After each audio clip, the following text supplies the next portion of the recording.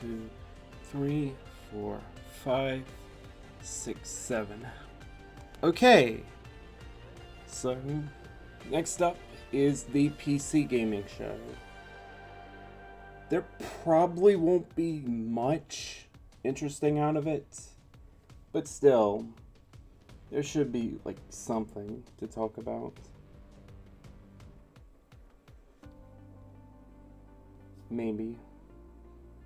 Of course, last year had the whole big Yakuza is coming to PC announcement, so hopefully we get something like that, because that was a really cool moment. So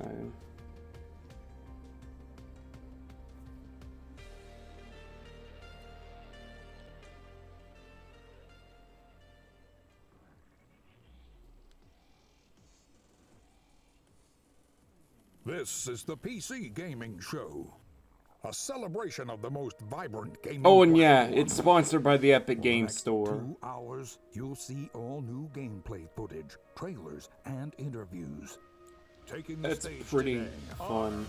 First gameplay footage for Vampire the Masquerade, Bloodlines 2, Borderlands 3, the reveal of Evil Genius 2, Starmancer, Last Oasis, 2 new games from Coffee Stain Studios, Griftlands, Planet Zoo, What's Next for Terraria, Remnant from the Ashes, Mosaic, Warframe, Baldur's Gate 3, Shenmue 3, the reveal of Unexplored 2, El Hijo, Shenmue 3 should be pretty wild to see. and more. And now your PC Gaming Show hosts, Day 9 and Frankie Ward. If only they had the chance to announce Shenmue 4. That'd be pretty wild. Ladies and gentlemen, welcome to the PC Gaming Show! Yeah! Yes!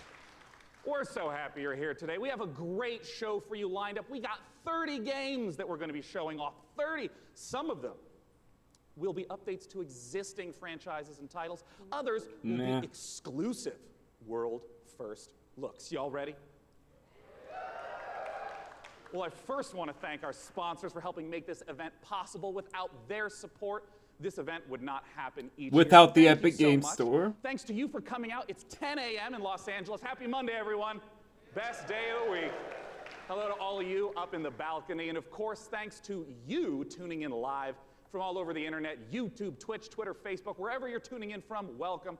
We're happy to have you. My name is Day 9. I'm one of your hosts for this event. Joining me is the fantastic Frankie Ward. Hello! Oh, thank you very much. Thank you, Sean. Hello, everyone. Now, for you guys at home, for the first time, whatever platform you're watching on, we are going to be pulling your clever comments. Just remember that. I said clever comments. From Twitch, Twitter, YouTube. I doubt they're watching this stream, though. Famous on the internet, on the screen. We're going to be sharing them live. And one of the things we're especially looking for are your questions for the Borderlands 3 team, because, Sean, you've got a mission to put their questions to the developers later. That's right. Midway through this show, I'm going to be asking those questions to the creative director of Borderlands 3. Use hashtag PC Gaming Show, and we'll read them live. Until then, let's start the PC Gaming Show with our very first title from UK developer Rebellion. Several years ago, Evil they Genius announced they were working 2. on the follow-up to Evil Genius, a real-time evil layer simulator. And now, Rebellion is ready to reveal its nefarious vision for the project. So, PC Gaming Show, who's ready to stroke a cat menacingly? Here is the world exclusive reveal for Evil Genius 2 World Domination.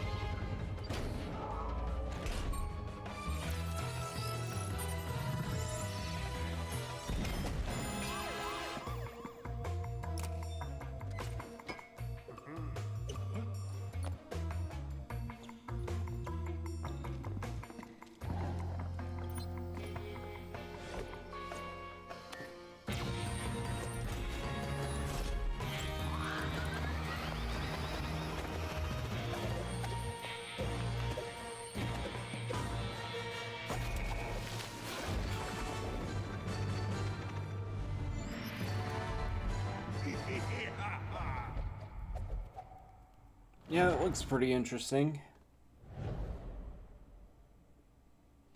When closed beta access? Vampire the Masquerade Bloodlines 2 is the successor to It's one a of the most competition. beloved RPGs ever. And with me to talk about it, I have Brian Mitsoda and Cara Ellison from Hardsuit Labs. Now, Brian, you were a writer on the very first game, so what does it mean for you to finally get to work on the sequel? It means that a lot of people have very high expectations, and we have to meet those. Well, let's take a look at whether you are going to meet them, because we are going to take a look at the world's first gameplay footage.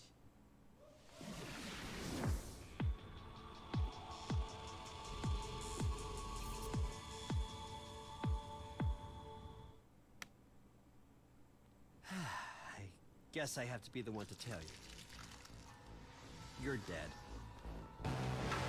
In the trailer. It just cuts to black after he says that he's dead. But truth is, most of you types won't even make it a whole year. We have one rule. You don't break the masquerade.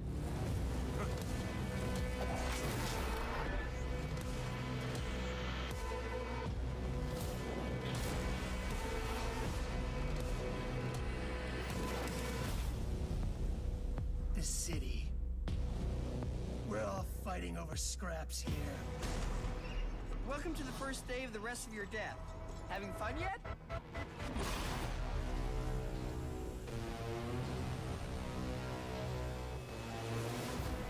That wasn't much for what was supposed to be a gameplay trailer.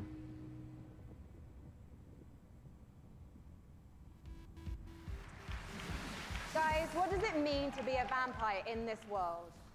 So in Empire, what it is, it's kind of a darker version of our world, and the vampires kind of need to keep their presence secret from humanity. So the vampires are kind of staying hidden in the shadows while also needing to feed on human beings and kind of Oh no. in The order to news get blood. ticker. We're talking about feeding on human beings. I'm getting flashbacks to last year's show. Cara, it's not just a case, though, of sucking blood and filling up your health meter, is it? Actually, different types of blood do different things. That's right. So we have the resonance system, which means that essentially vampires can kind of see the emotional resonance of human beings, like fear or desire, and then they can feed on those people to like feel the same things as human beings do to feel. The basic strips 1 hour. Is that really the best thing they could pull up? As well. What kind of relationships? I'm already watching the PC stream. Well, It's very, not happening in 1 hour. Very volatile relationships, very mature relationships. So it's going to be a fun time. And one thing that was really intriguing to me when I was learning about this game is you don't just get bitten and turn into Nosferatu, Dracula, or Brad Pitt. And to be honest, I think you should maybe put Brad Pitt into the game, because then I'm And the definitely ticker's afraid. already You gone. actually have to adjust to your environment to becoming a vampire, Zara. That's right. So essentially, in the game, when you were made as a vampire, sort of very young vampire, a lot of other vampires are made at the same time in this thing called the mass embrace. And that means that essentially they're having a less lucky time than you in the world. You're having a relatively good time compared to them because they don't know what they're doing. They're going through vampire puberty on their own, and you might have a family, you might have, say, a wife and children, and you are morally objecting to drinking blood to survive, and so you might have a less good time, let's say, than the player is having. So you can find them throughout the world as well. And Brian, the first game came out in 2004. You've been waiting 15 years for this. Any pressure? Yeah, tons of pressure. But yeah, we're going to make it worth it. Well, you know what? I think there are people around the world watching this, and of course the audience here, and they all can't wait to play this game. Can you wait, guys? There you go. So I think you've convinced everyone here now. When are we going to be able to play the game? We're going Q1 next year. Fantastic. And when can we learn more? Bloodlines2.com. Thank you so much, Brian and Cara. Good luck. Give it up, guys. Now, have you ever wanted to play Dwarf Fortress in space? Starmancer is a space station sim from Ominux Games and Chucklefish. After a catastrophe on Earth, humanity has launched a desperate attempt to find refuge among the stars. Your task is to manage a colony capable of sustaining life, crafting components, controlling colonists, and sending out crews to mine asteroids. But when you're living in space, there can be big consequences for even the smallest mistakes. Let's take a look at the brand new gameplay for Starmancer.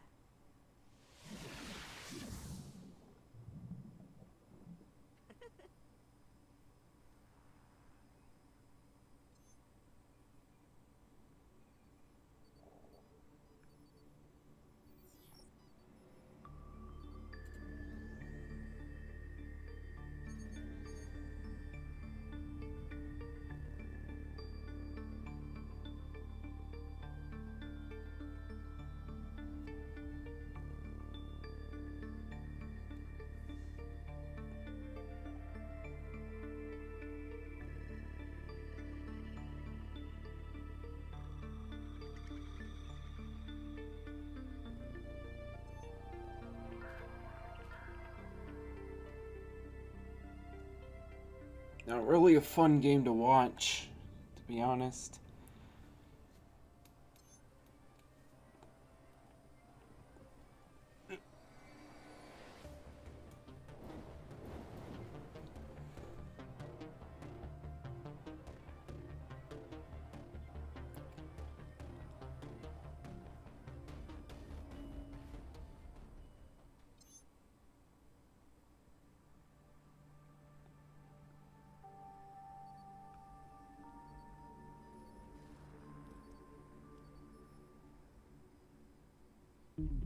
No dates. That's pretty Our odd. next guests both started as modders. And now, they each independently run their own studio. Let's welcome to the stage, from Tripwire, John Gibson, and from Torn Banner, Steve Piggott. Hey, Sean. Now I Studio understand. acquisition. Both of you started as modders, working independently, running your own studios. Talk to me about the collaboration that you started together. Yeah, Steve. So we've known the Torn Banner guys for a long time, even giving them some advice when they were modders, going commercial, helping them not make the mistakes that we made. And we've been friends, and we've always wanted to work together. And now we've sort of formed this independent, former mod team, professional super group to get an awesome game out to fans. Yeah, and for us, this is a dream partnership as well. We've always been really close with Tripwire, and we really respect their games. We see them as one of the few studios that's bringing true innovation to the FPS genre, and that's what we're all about as well. Well, let's take a look at this upcoming collaboration between Torn Banner and Tripwire.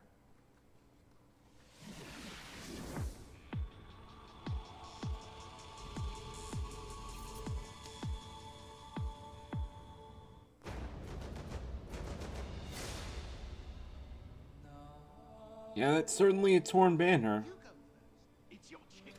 Not really a Tripwire, though.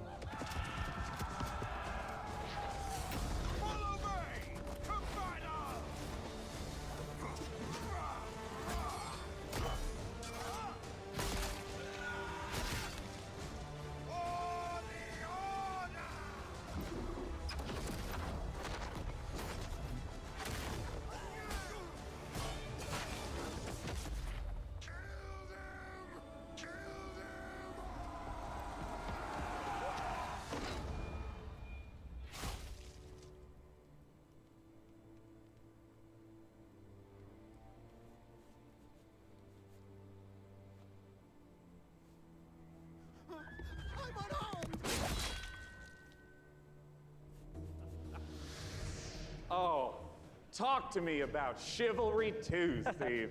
Well, Chivalry 2 is about bringing players into their favorite medieval movie battle scenes. And our flagship game mode, Team Objective, does that by having players complete medieval objectives like sieging castles, raiding villages, and yeah, you're not just going and standing in an area and then a bar fills up. You're, like you said, burning houses, killing peasants, you know. yeah. Playing as peasants, getting killed. It's really about letting the player experience every iconic moment of the era. And on top of that, this time around, we've increased the player count scale to about 2.5 times what the previous game was. to 64 players. And on top of that increased scale, we've added horses, which really allows us to add a lot of drama to the game and bring experiences like the Battle of the Bastards from Game of Thrones. Don't worry, we'll ignore the last season. Just Battle of the Bastards is going to be in the game. Yes. All right, so I want to ask about the swordplay element to Chivalry 2. I mean, I know it's a really critical element. Yeah, and this time around, we've completely revamped. I mean, we really view what we're doing here as bringing a true sequel in every PC gamer show? to completely revamp the combat. I don't think that's quite right. So that every swing, every action of the combat feels readable and fair, and also has the satisfaction of the way Pop-Tarts. when two medieval knights in full armor Pop-Tarts. Yeah, and it's very, very fluid and much more accessible than the previous game. And it's, you know, the pace is so much quicker. It was what I really enjoy when I'm playing it. Yeah, and I wanted to ask about the fluidity, because in a lot of melee combat games, you hit a button and there's like a full animation swing and then you sort of reset. So it's kind of these discrete, chunky times. I understand that in Chivalry 2, the swordplay operates differently than that. Yeah, we kind of think of it like when you're swimming, where you're kind of constantly using both arms at the same time. And Well, a core Minesweeper part of Battle our Royale game could around actually making it so that work. players can fight If multiple they were able to opponents at turn the same Tetris time. into a Battle Royale game, anything's Exactly, 'cause possible. That's fundamentally part of the becoming the ultimate warrior fantasy and achieving glory on the battlefield. Well, I mean, I do have to ask, we're talking about swordplay and mastery, but the original Chivalry, I mean, it's kind of like silly fun. Like, how do you balance the mastery with the fun element? Yeah, our goal has always been to make it so that players can take the game as seriously as they want to and also as silly as they want to. We know that probably about half our audience plays the game drunk, and we love that. At least half. Yeah. That's an important metric to track. And the game has a huge influence from Monty Python as well. I mean, in the over-the-top voiceovers and the role-playing opportunities. I mean, the game is genuinely hilarious. As an example, you can beat a man with a chicken while quoting Shakespeare. Like picking up a chicken. Farming Simulator Battle Royale. Well, that's excellent. Well, I mean, I have to ask, when can people get their hands on Chivalry 2? So Chivalry 2 is coming out early 2020, and it's coming first to the Epic Wrong Games Store. stream, dude. Oh, This look forward to isn't the checking it out Nintendo early 2020. Direct. Gentlemen, John Gibson and Steve Piggott with Chivalry 2. Thank you so much. We are just getting started here at the PC Gaming Show. Let's take a look at what's coming up next. You're watching the PC Gaming Show. Coming up, build a world for wildlife in Planet Zoo. From the creators of Darksiders, Remnant from the Ashes, Baldur's Gate 3, and more trailers, interviews, and gameplay footage.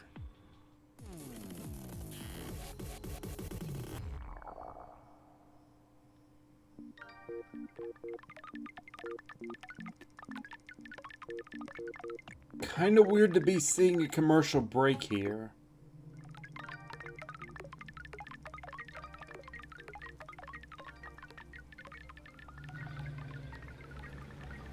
Or is it a commercial break?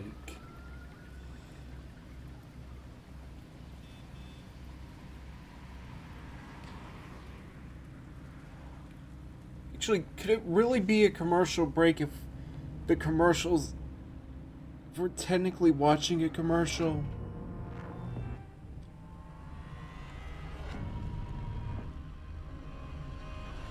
So, why is this a mobile phone horror game?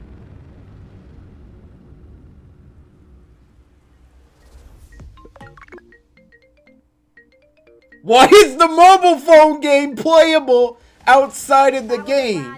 Horror game. A dark and atmospheric adventure game coming later this year from developer Killbyte and publisher Raw Fury. So how are you guys enjoying it so far?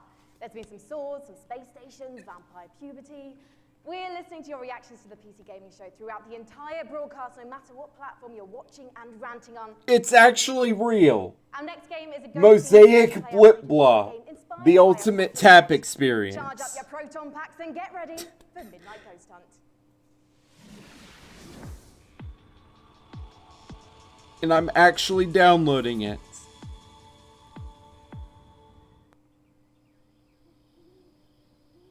When the night falls, there's only you and me.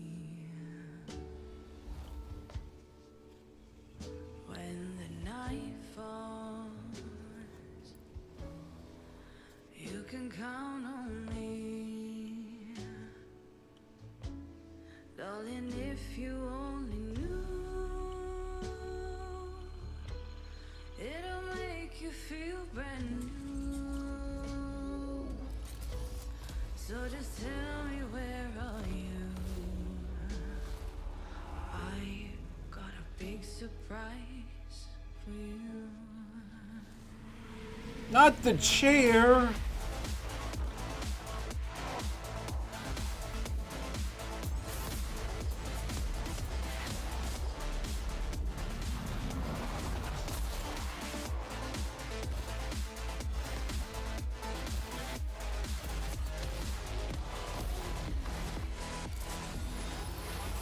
I've got a big surprise for you.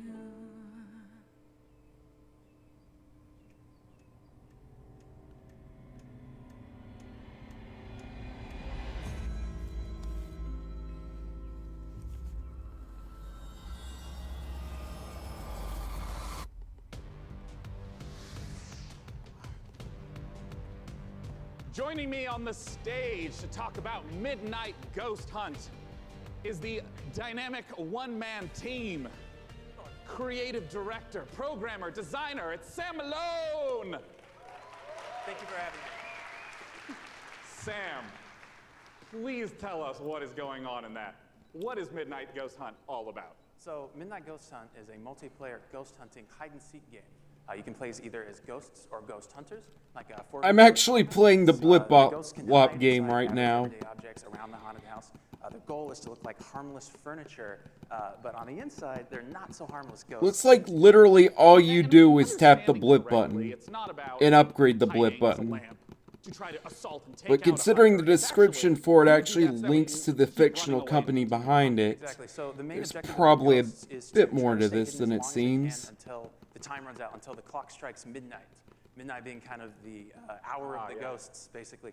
They can fight back if they like, but in general, they want to try to hide. But if there's a hunter kind of off by himself, he can quickly just hit him in the back of the head and knock him out real quick, and he has less hunters to deal with at that point. See. Well, what's the identity of the hunters? I mean, we've been seeing furniture flying all over the place. What are the hunters doing? So the hunters, it kind of can be divided into two different segments. The first part of the game is kind of almost like a detective game because they're sort of trying to figure out where the ghosts are hiding because it's not really obvious at first glance. So they've got gadgets like a footprint tracker, they've got like a radar like you saw, to try to narrow down where in the haunted house these ghosts are hiding, basically. As soon as the first ghost is found, though, it starts getting a bit more chaotic. There's ragdolls flying everywhere, and they have that cannon to really try to smash the ghosts. Ghosts never come out at Those are kind of noon. the two aspects of the ghost. I see. Well, talk to me a little bit about the inspiration for Midnight Ghost Hunt. I understand it's based on Gary's mod called Prop Hunt. Right. So that's definitely a big inspiration, but the big twist for us is that the props fight back. You saw the furniture, they hurl themselves at you, they knock you out, they send you flying. So it kind of almost becomes like this action hide-and-seek sort of mashup. You have a reason to be a little bit afraid of the things that you're hunting. So that changes up the dynamic a good amount. And I want to ask about when the clock strikes midnight. We saw the very spooky red color pop up. We didn't see what happens then. What's going on there? So midnight, if even one ghost survives 4 minutes into the match, then you hear this ominous grandfather clock chime across the map. All the lights will actually flicker out. It'll get really dark and scary, and all of the ghosts that were destroyed actually return as vengeful spirits. They're a lot more powerful than before, and they glow a very brilliant red. So at this point, the tables have turned. The hunters are now the hunted, and they just need to try to work together to stay alive long enough for their evac to come, which is another 4 minutes or so. Usually the ghosts win when it gets to midnight. Are you talking about like 90% of the time? Like 90, yeah, usually because the ghosts are so overpowered at midnight. Right. The hunters are doing whatever they can to try to prevent midnight from even occurring by destroying all of the ghosts and clearing the house, basically. Well, awesome. When can people get the chance to try out Midnight Ghost Hunt? So we'll be running an alpha event later in the summer. You can sign up at midnightghosthunt.com. I'd also like to give a shout out to our Discord, discord.gg/midnightghosthunt. Later in the summer, we'll be giving out keys on our Discord as well as on our main website. Well, wonderful. Ladies and gentlemen, Sam Malone from Vaulted Sky Games. For our next title, we got Frankie up in the balcony, and if I understand correctly, Frankie, this is a sequel. You do understand correctly, Sean, yes. It's a big sequel to a small indie game. Unexplored 2 is a procedural adventure, a roguelike that challenges you to fight, to be clever, and to solve its mysteries. But does it let you Explore a blip beautiful blop? world, engage with its creatures, and befriend its people. Search for magic lakes and ancient statues until you I've already die. got 10,000 And die blops again. in the Mrs. blip blop Unexplored. game. Not sure how this whole stream got derailed into playing a cheap mobile game designed to promote a horror game, but it's certainly happening now.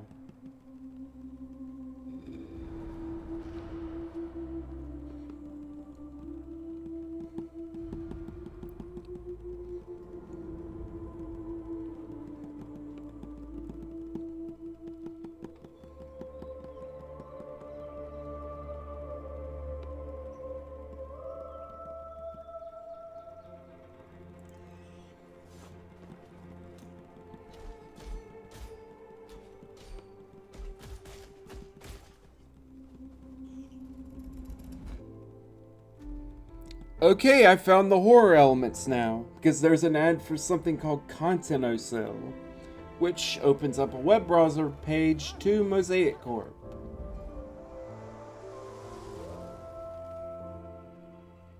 Assuming I can even get it to load. Currently, seems like the page isn't up yet. Oops. Oh well, I guess I'm just gonna keep blip-blopping.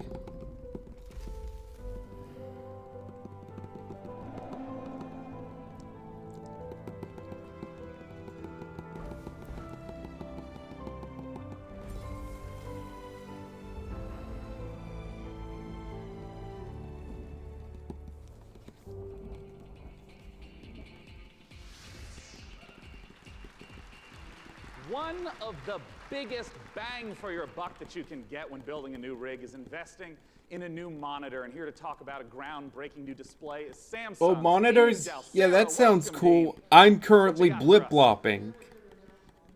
Samsung C27 RG5 curved gaming monitor. Well, let's take a look.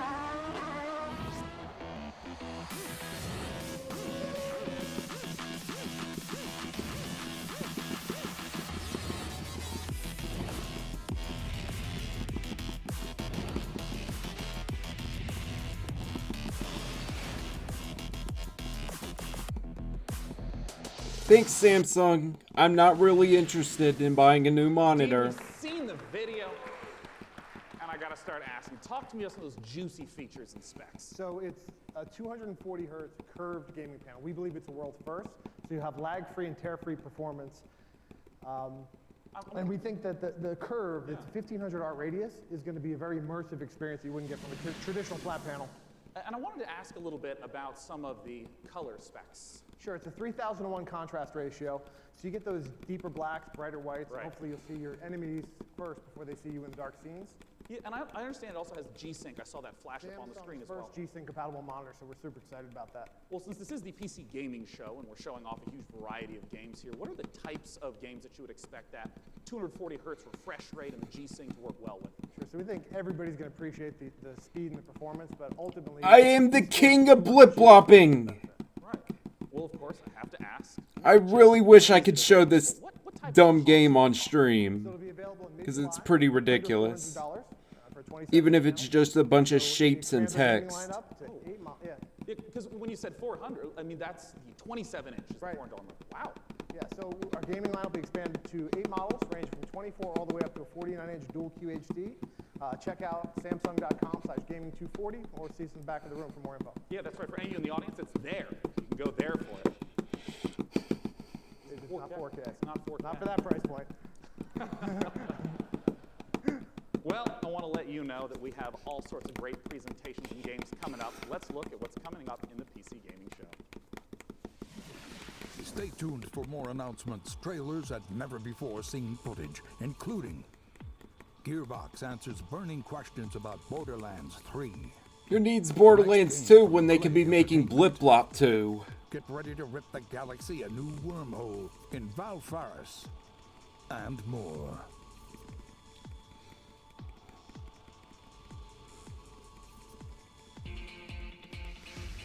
And now the PC Gaming Show presents What's Next from Funcom.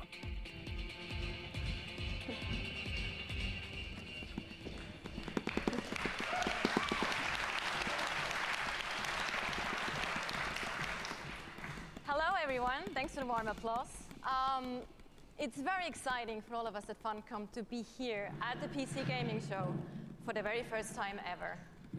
And naturally, we would like to show some of the cool stuff that we've been working on.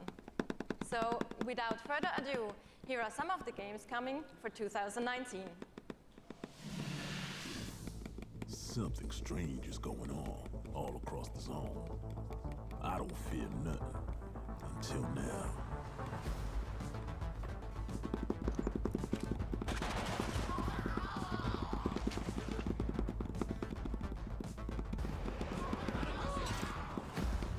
A lot's happened since you've been traveling, Khan. We could use your skills. Stalkers got each other's backs, right? What happens to you happens to me.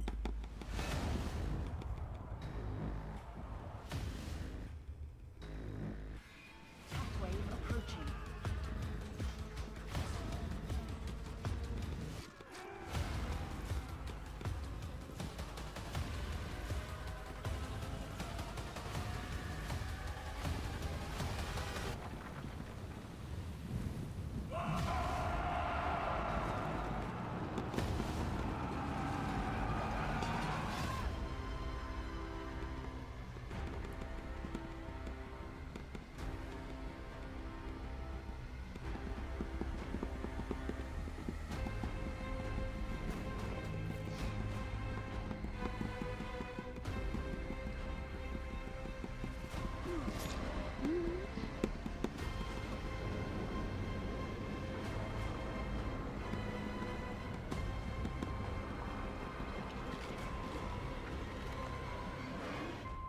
Who would have thought?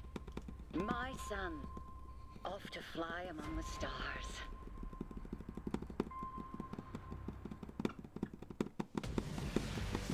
Please welcome to the stage, founder and director of Mighty Kingdom, Philip Mays.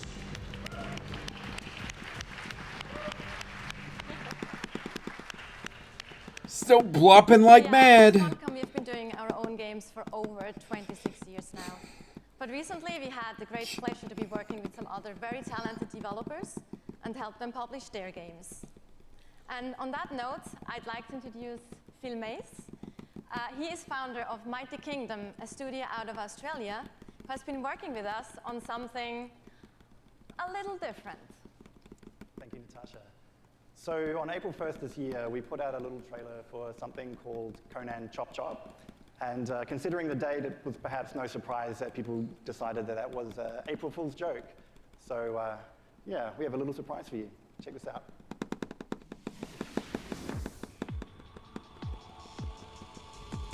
How about Con and Blop Blop?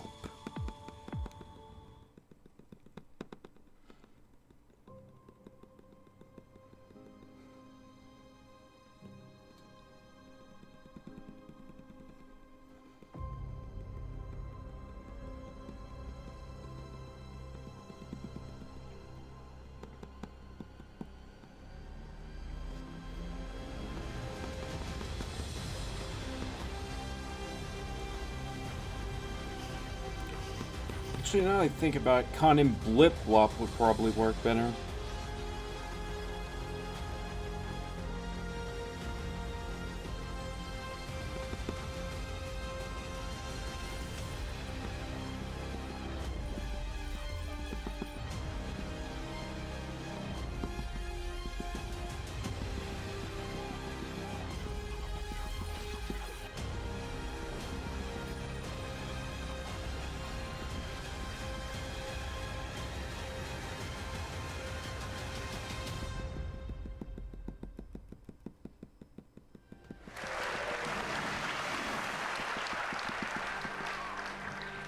So there you have it, Conan Chop Chop. It's a roguelike action-adventure game. It's very real, and it's coming to PC, Xbox One, PlayStation 4, and Nintendo Switch on September the 3rd this year. It's 2019.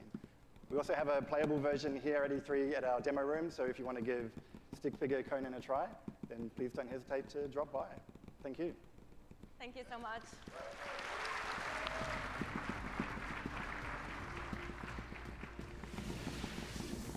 Last Oasis is a nomadic survival game set in a post-apocalyptic future where the Earth has stopped rotating.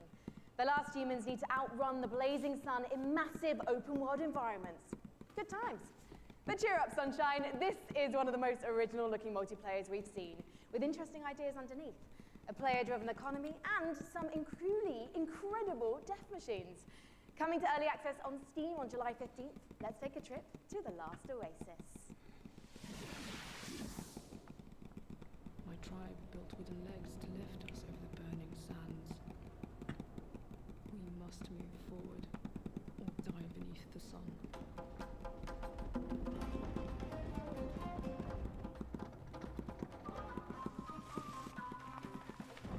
Already reached level 50 in the blip-blopping game.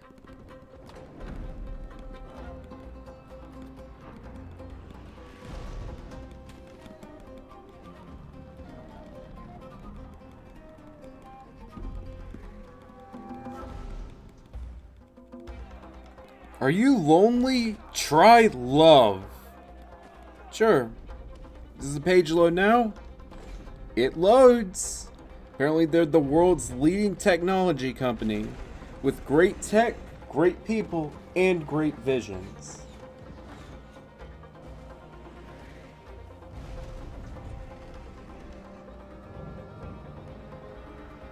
They have a link for love, but all it does is redirect back to the main site.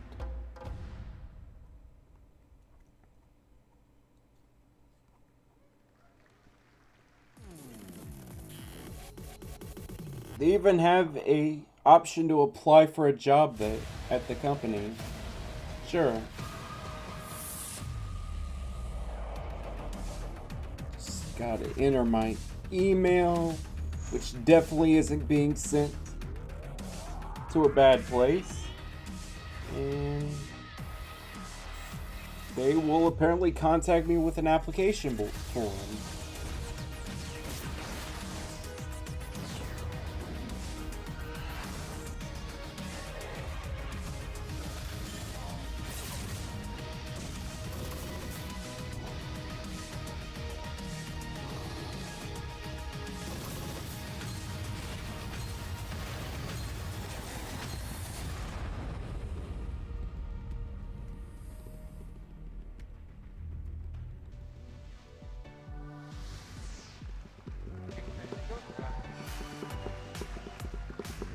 The name of the game is Age of Wonders Planetfall, a 4X strategy game, and joining me on the stage to talk about it is the game director, Leonard Sass, and principal gameplay developer, Tom Bird. Welcome, guys. Hi. Good to be here. Thanks.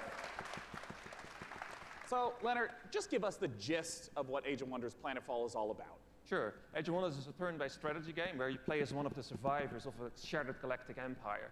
At the start of the game, you choose or create your own faction. Yeah. And they include the Vanguard Expeditionary Forces, who are in cryosleep when everything went to hell. There's scavenging cyborgs, or the Amazon bioengineers who ride dinosaurs into battle. Yeah. You know, I want to ask, because there's a pretty broad range of 4X strategy games. To give a sense of what the gameplay is, I just want to start from the beginning of a game. What happens when you first land on the planet? Well, each race has their own spaceship. The spaceship comes down onto the planet. The planet is where the entire game takes place. And that spaceship will then transform into your capital colony, where your entire empire begins, your sort of attempt to take over the world. Around you, you've got a number of sectors, and each of these sectors has a little story. Well, not most of them. So maybe you'll find a genetic... I would not like being chased by a statue. An entertainment complex overrun by horrible robot monsters, a temple with holes in the sky and horrible demons who come and get you. And I did see in the trailer dinosaurs with lasers, correct? Dinosaurs with lasers. Perfect. Well, cats with lasers. No, sorry, no cats with lasers. I'm so sorry to disappoint all of you. No cats with lasers. You have to settle with dinosaurs. You know, I saw the expansive tech tree show up in the game briefly, and I know that growing resources and tech is a huge part of strategy games. How does that function? Right, so part of these tech trees come from your origin race. They sort of represent the past of where you came from. They include new units, new modules for your units, like jetpacks for your troopers, orbital laser cannons you can launch from space, social doctrines, it's not all about war. And then the second part of your tech tree comes from your secret technology, and that's all about the future of your faction. So you can create like a combination between man and machine or man and computers. Others include doomsday technologies that allows you to infect the entire population with alien brain-eating parasites or win the game by splitting space-time. I love how many details you're giving me of the horrors that await on the planet. The future is not a pretty place. Well, I want to ask about some of the combat that we saw, because in a lot of strategy games, the combat can be very brief. It just, shows two armies pinging off each other. But I understand that the tactical layer is quite rich. Right, so when combat starts, you'll see, like on the world map, maybe like a little sort of space lab or something like that. When you go into combat, you will zoom all the way in, and you will be inside the lab. You'll see all the pipes and all of the goops flowing around. All of your units, which you've been putting together and built, are now deployed. In turn-based combat, you can move them into cover, use their abilities, shoot laser cannons. Maybe you've chosen advanced, so you've got like a bunch of space dwarves and little metal suits. But can you blip your units? The holes. Maybe you've chosen the Kirko, sort of horrible alien bug monsters. They run forwards and slash people and puke acid on them, that kind of thing. I mean, how long do some of these battles wind up lasting? It depends. A short battle can be maybe 2 or 3 minutes, but at the end of the game, you've got a massive siege with like 20 units on your side, 20 units on their side. You've got orbital cannons blasting holes in the world, and that can maybe take 30 minutes. Well, talk to us about when we can play the game. Okay.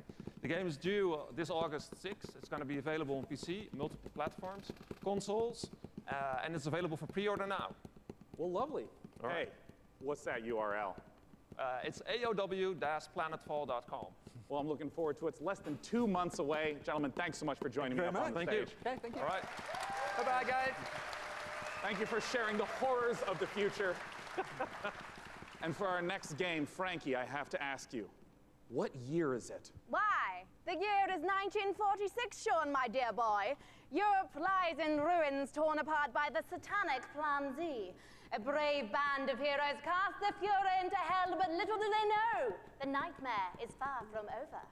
Achtung! This is the world-exclusive reveal of the next shooter from the makers of Sniper Elite 4. Easy Zombies, right? Pretty sure that got leaked. Rated M for mature.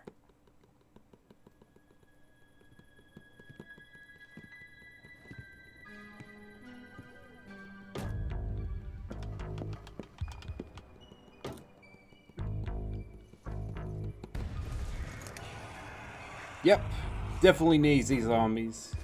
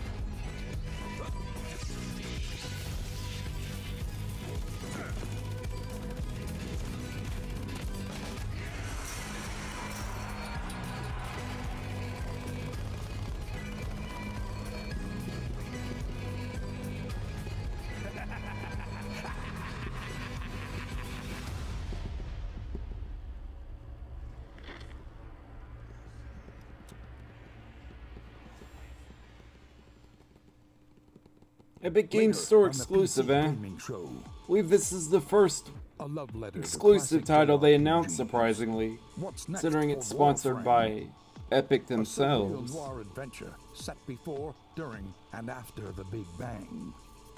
Baldur's Gate 3, and more.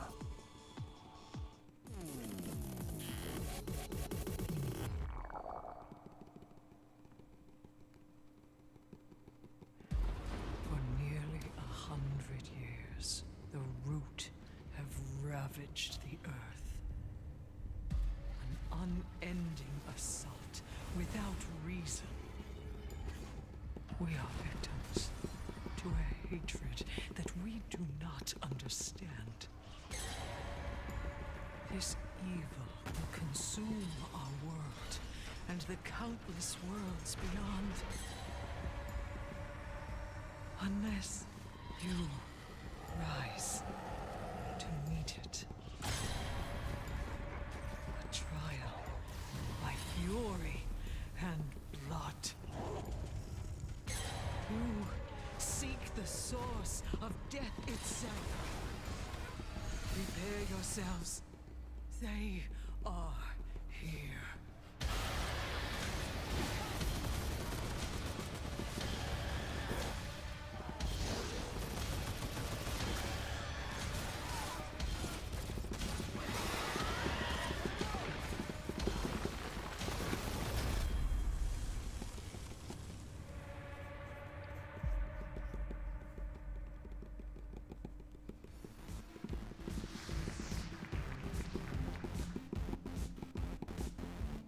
Joining me on the stage to talk about Remnant from the Ashes. In that trailer, we got the chance to see so much new gameplay footage and new environments. Let's welcome the CEO of Gunfire Games, David Adams. So David, I want to ask right away, for those who are unfamiliar with Remnant from the Ashes, what kind of game is it? So Remnant's a co-op action shooter set on an apocalyptic Earth and across a bunch of cool fantasy worlds. And I mean, in that trailer, we got the chance to see a huge variety of different environments. Like, what are these different places? Who's the player in this story? So as a player, you're on sort of a Odyssey-like quest to save the world, and we really wanted to have a bunch of different cool locales that you go to just to experience a bunch of different stuff. And you start on Earth, but it rapidly changes very quickly as you get into the game. And one thing that we've talked about before is that replayability is a huge focus of the game, that you could play through it 10 times and still be seeing new bosses, new monsters, new locations. How exactly does that work? Yeah, I think one of the coolest features of the game is the dynamic generation system. So we generate the maps, the enemies, the quests, NPCs, bosses, everything. You built those all by hand, right? Yeah, it's all hand scripted, but the system takes all the pieces and stitches it together. So you might play the game and come into work and say, hey, I talked to a giant tree and fought a dragon boss, and I'll be like, I met a guy in a helicopter, an old guy in a helicopter, and killed a tree ant. And we'd have completely different experiences and playing the same game. And you just have to keep going through and eventually explore what all the possibilities are. Yeah, you can play the game over and over again to see the stuff. You can jump into your friend's world to experience the content in their world, and that's a big part of the game, just jumping in and seeing what you get. Well, I want to ask about loot, which is, I understand, a big part of the game. How does it function alongside this ever-shifting gameplay experience? Yeah, the loot in the game is all... The only loot I care about is blops, dude. So if you fight a boss, or meet an NPC, or get a cool, unique side quest, it generally coincides with a cool, unique item. It might be a boss weapon, or a magical item, or armor. So if you play the game and you get all completely different events, you'll have different equipment than I have. And in the trailer, I also saw that there were 3 people walking through these. And you mentioned the co-op experience. How does co-op function in the world? So the game's full co-op from beginning to end. You can jump in at any point. And the game's definitely slower paced, more difficult. I mean, you will die a lot in this game. So awesome. There's a huge advantage to bringing your friends to come in there and help you take down bosses or fight off different events or just generally progress through the world. Yeah, well, I mean, as a big fan of Bloodborne and Dark Souls, I'm really looking forward to Remnant from the Ashes. What's the release date, and where can people go for more information? So Remnant's coming out August 20th on awesome. PC and Xbox and PS4. And if you pre-order the game now, you can actually get in early and start playing the game August 16th. Well, awesome. Ladies and gentlemen, David Adams from Gunfire Games. Thanks so much for talking to us about Remnant. And as we mentioned earlier, keep those questions coming. I will be asking on stage the creative director of Borderlands 3 everything you want to know. Doesn't matter what platform you're on, just use #PCGamingShow. And until that time, let's talk about our next title. This one was announced 2 Dragons. years ago at the PC gaming show here. It's a game from Clay Entertainment called Griftlands. It's changed quite a bit in the last 2 years. It's now a deck-building roguelike where you don't just fight, but you also negotiate your way through a broken-down sci-fi world. It's going to be available on the Epic Game Store in one short month on July 11th in alpha. Let's take a look at some of the footage of what you'll be playing.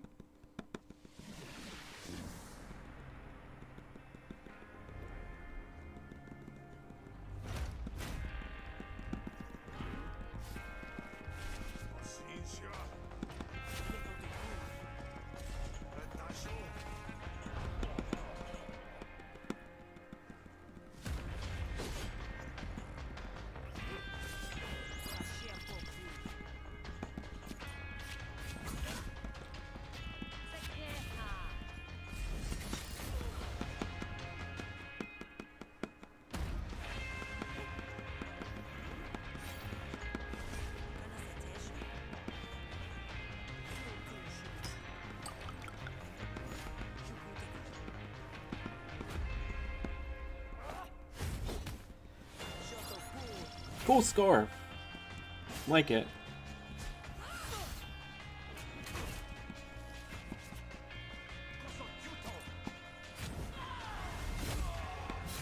I'm too busy blip-flopping to really care about the actual game.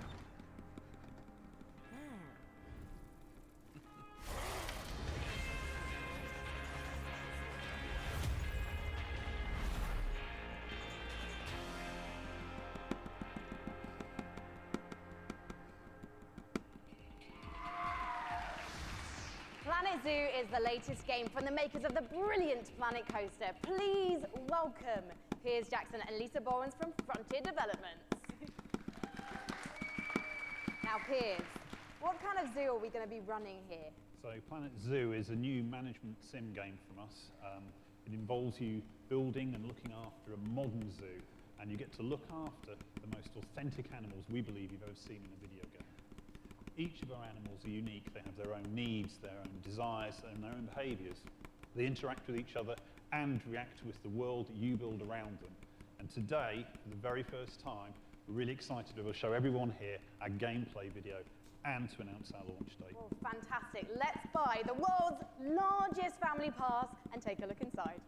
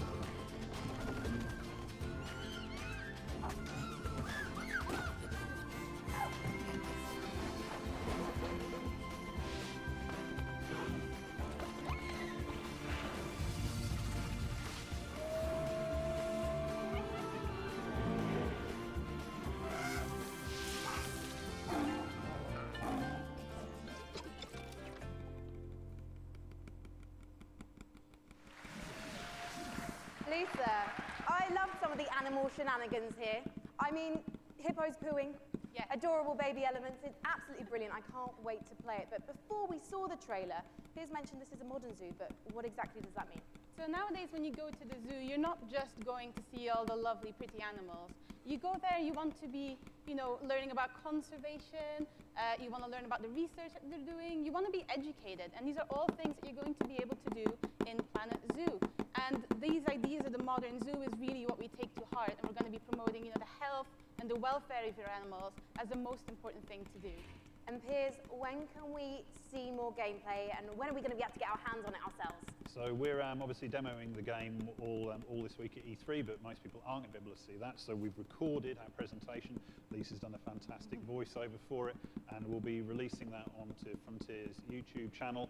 That goes live this Friday at 11 a.m. Pacific time. Well, fantastic. I cannot wait to watch. Thank you so much for joining us, Piers and Lisa, everyone. Next up, we have a very special guest all the way from Japan. Yu Suzuki!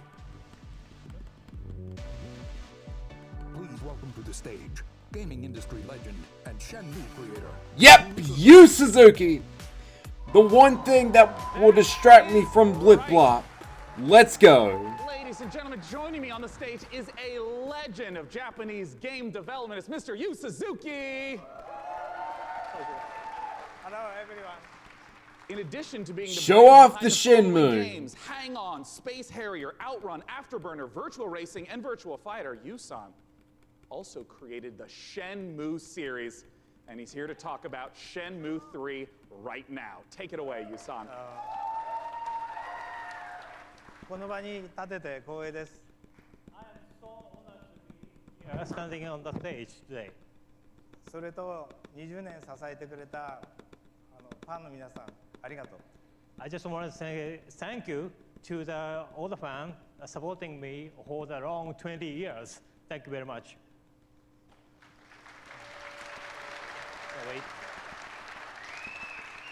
The wait is nearly over. That's right. Let's take a world exclusive look at Shenmue 3. Let's go.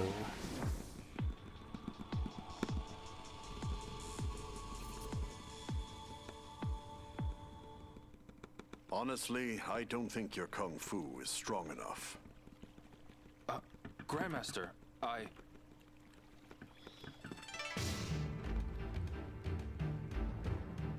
A long time ago, martial arts were bad, but humans are interesting creatures. They practiced in secret, away from prying eyes, and became stronger. One even practiced atop this very boat. Nam-Tren survived the ban and was passed on in this way. Looks amazing.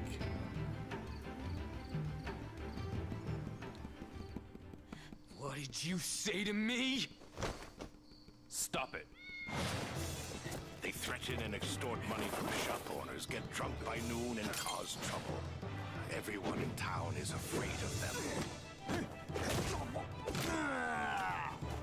They are heartless. Hey, wait right there! Are you okay?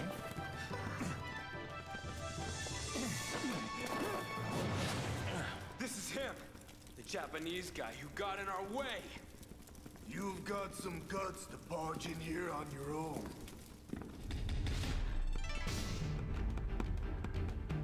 Oh no, it sounds like it's Epic Games Store exclusive. So many people have been waiting But for still, Shenmue looks 3. super I would cool. like to once again thank you so much. Thank you, Yusan, for joining us today. Thank you. Cheers. Thank you, everyone. Thank you. Now our next title is near and dear to my childhood heart. It's based upon a game I grew up playing called Heroes of Might and Magic 2. Let's take a look at an upcoming collaboration between Coffee Stain Studios and Lava Potion.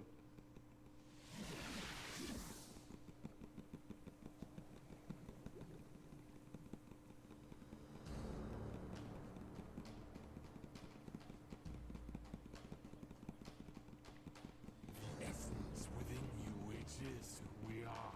In dead or in living, it's near and it's far.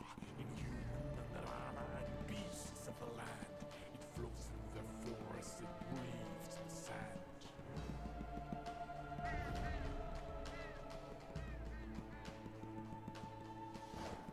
Lightning and thunder and crackling waste, a land torn asunder by night and by day. The Empress eternal with death and decay, to march upon cities with frost and with fade. They gather the wheelers and build mighty walls, resisting, revolting, their harvest will fall. So wield all the power of those you command, and draw out their essence to hold in your hand.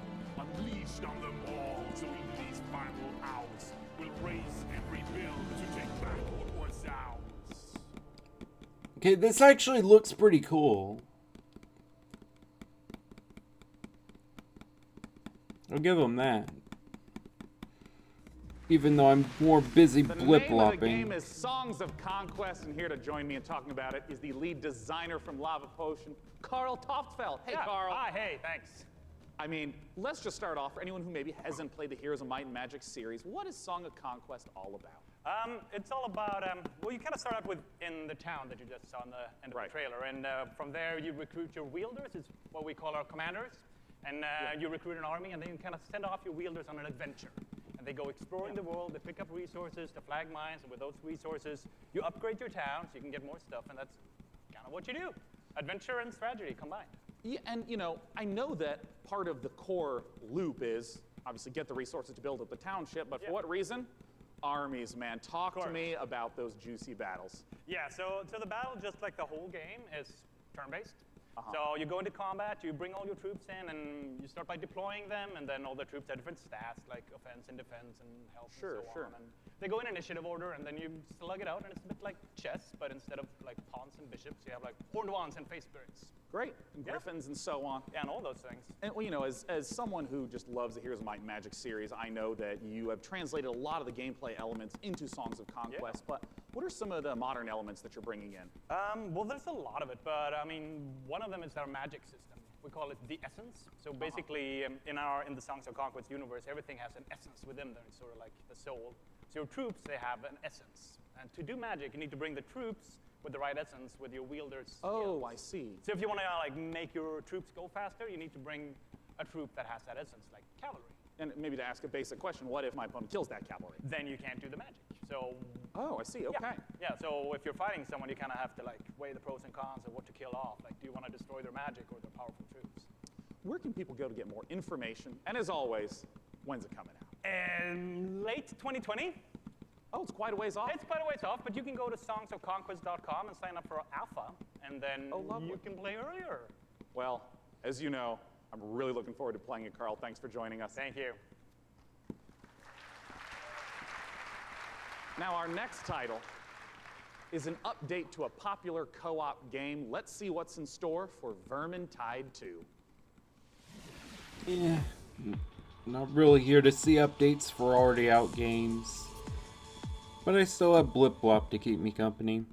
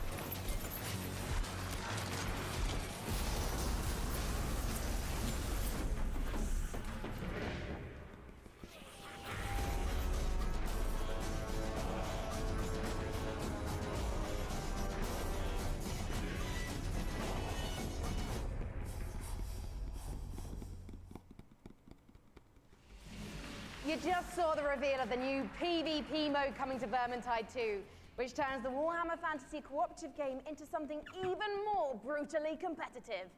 It looks deliciously vile, and surely dismembering Skaven is so much more satisfying when you know you're going ham on a fellow player, making him or her cry little baby rat tears behind their computer screen. You can sign up now for the Vermintide 2 Versus beta at vermintide2.com/versus. In Per Aspera, you're an artificial consciousness orbiting Mars, whose ultimate purpose is to terraform the planet, starting from a single drone in your landing site and turning the planet into a flourishing second home for humanity. Courtesy of developer Talon Industries and publisher Raw Fury, here's a first ever look at Per Aspera. As we all know, reaching the Red Planet was not humanity's greatest achievement. Transferring the complexity of the human mind to machines was. So they can succeed where we failed. So they can build us a home on that distant, dusty rock. Today, Amy reaches Mars and begins their mission. Amy, Are you with us? Of course, I'm with you, Houston.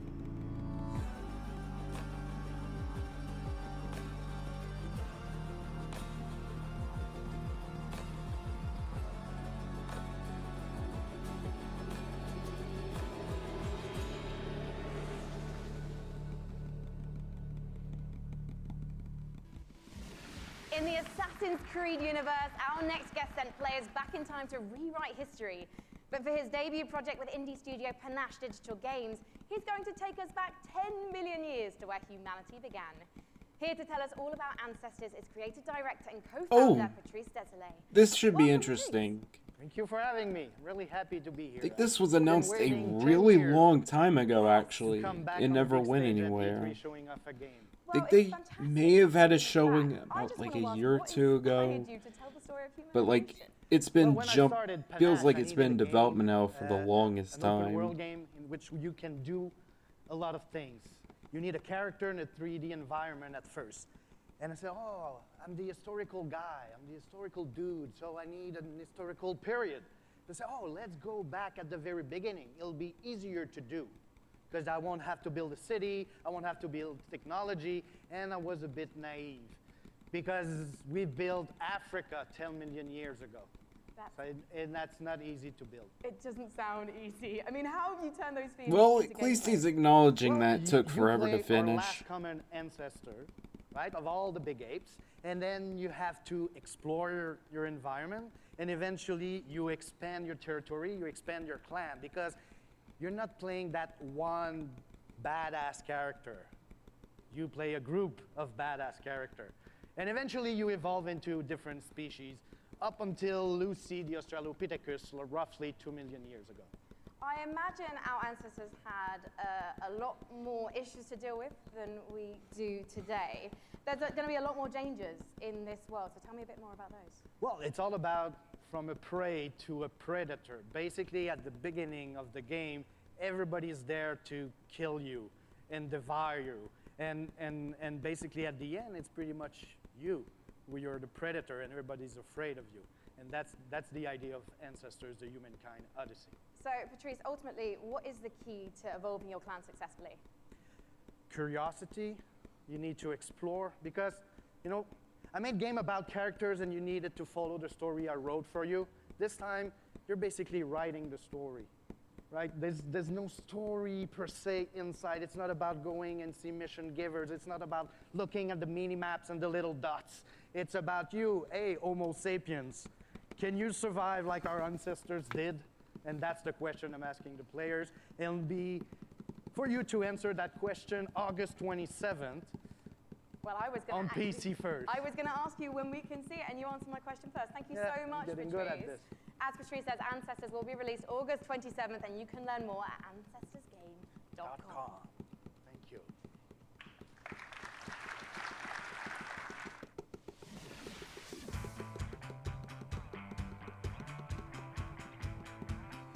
And here's an Epic Game Store sizzle reel.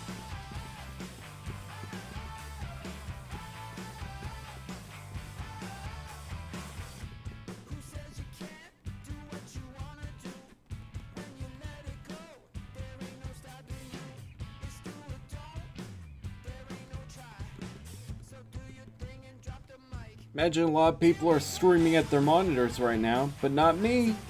I'm blip-blopping.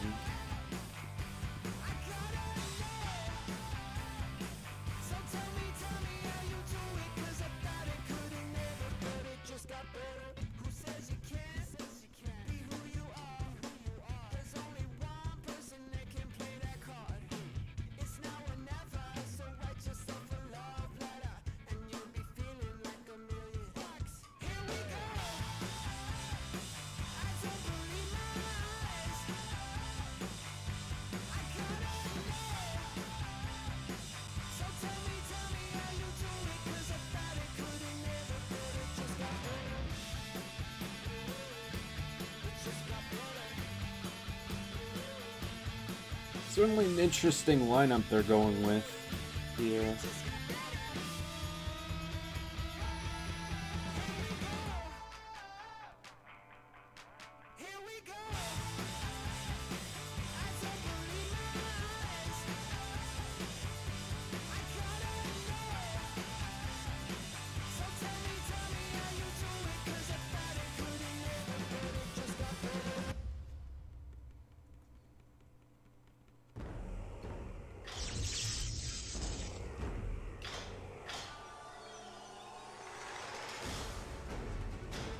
Yeah. Auto chess.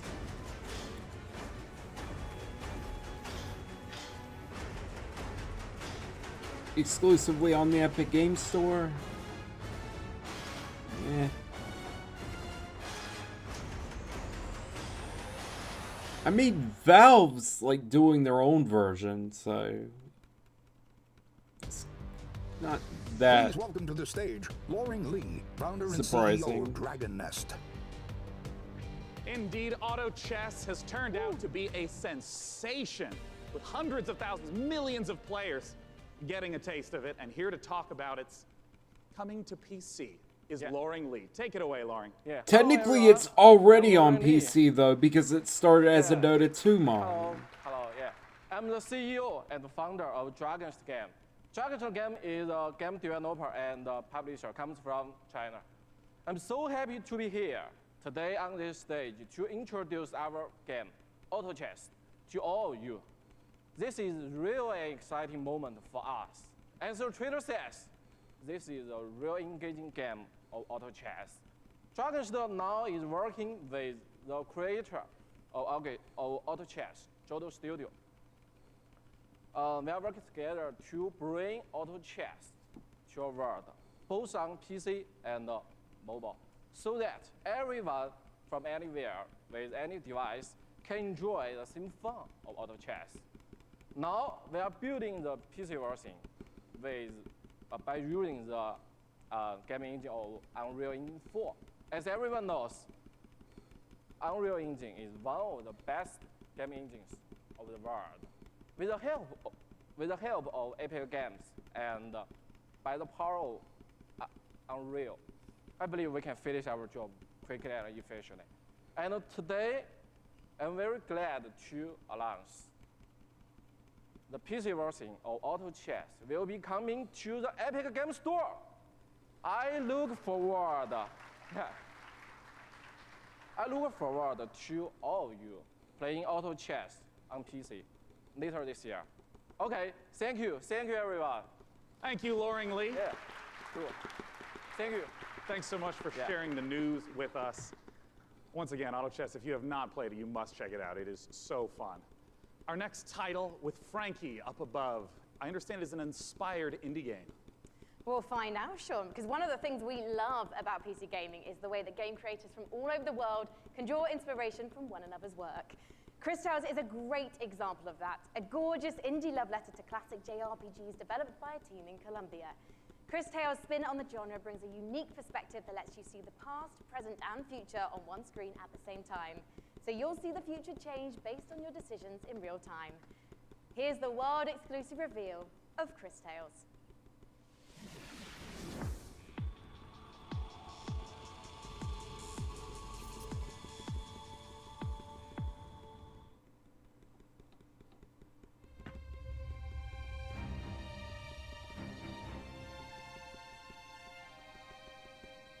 If you saw what was, what is, and what would be. Syck! That's a developer. Would you change it? SYCK. Hard decisions? And would you be strong enough to fight?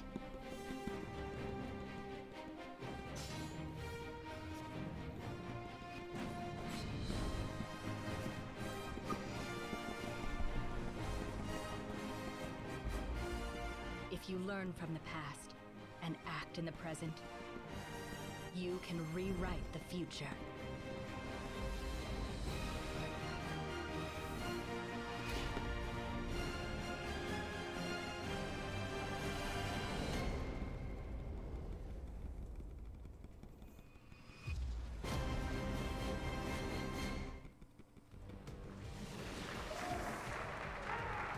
Well, that's certainly a big gun. It's not the size of your weapon, it's how you use it. And I'm holding one of the, well quite frankly, it's a bit average, isn't it? It's just your average, Glock, really. No, it's one of the ridiculous alien weapons from our next game, Valfaris. A brutal, heavy metal-infused 2D action platformer inspired by true old-school classics like Contra and Turrican.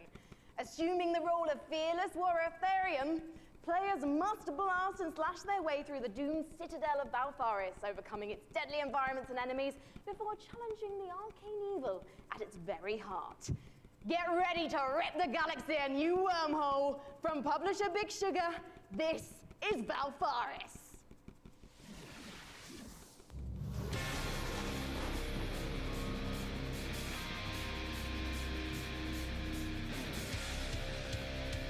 Oh, that's that low poly aesthetic. Wow, that's really cool.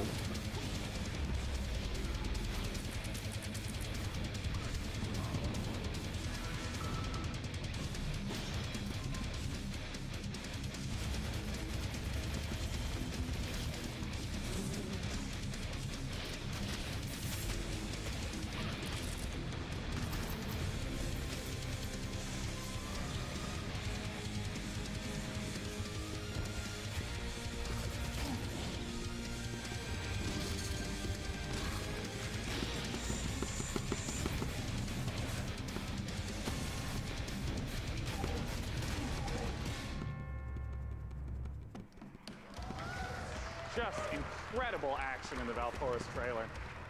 I'm very excited for our next guest. In case you have not been in downtown LA, E3 is covered with Borderlands 3 art. It's amazing, it's beautiful. And joining me is the amazing and beautiful Paul Sage, creative director of Borderlands 3. Beautiful's a new one, thanks. Yeah, there you go, Paul. Welcome.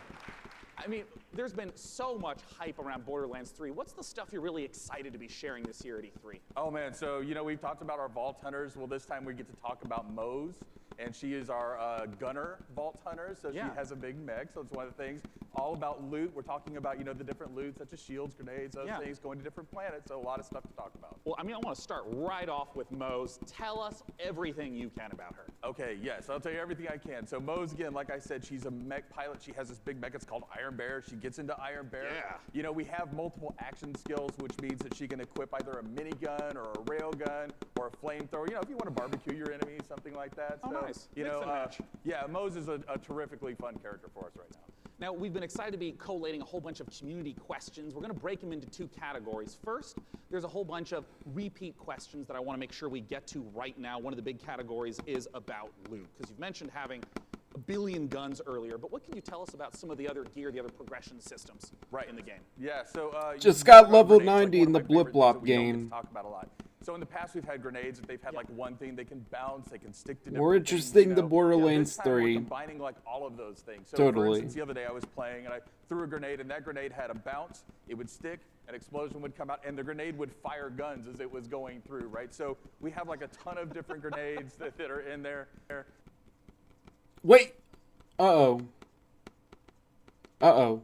Shield where if you duck. Okay, good. Stand out in front The of you, stream broke for a so second just there. Tons of different things that we have with our characters. No, oh no. Class mods are Still unique, breaking. and that they give you skills this time. I think the Blip Blop is too powerful. I also remember earlier you mentioned about artifacts. It's killing the stream. So artifacts are, we've kind of concentrated on like, hey, does the game feel fluid? Can I, slide into things? Can I jump? Can I mantle? Right. So when we were playing with that, we slid into a barrel, right? And the barrel exploded, and we're like, well, that's kind of fun. Yeah. So why don't we do something like that? So our artifacts actually add certain things to movement. So for instance, you can slide faster. You can slide, and every time you slide, there's an explosion. We have something we call.